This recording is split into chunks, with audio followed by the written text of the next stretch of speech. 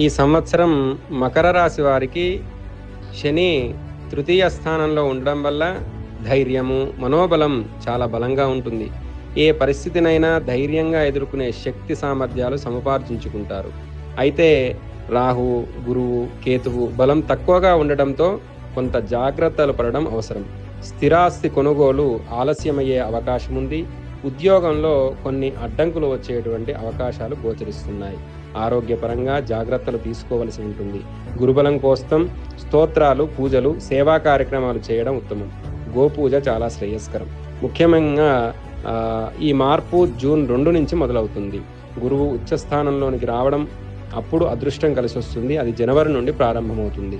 మంచి ఫలితాలు వస్తాయి. మొత్తానికి ప్రారంభంలో కష్టాలు ఉన్నా తర్వాత అద్భుతమైన విజయాలు మీవే కనుక ఆశాజనకంగా జీవితాన్ని ముందుకు నడిపించండి మకర రాశి వారు. శుభం భూయాత్. జ్యోతిష్య సమాచారం కోసం మా పేజీని ఫాలో అవ్వండి.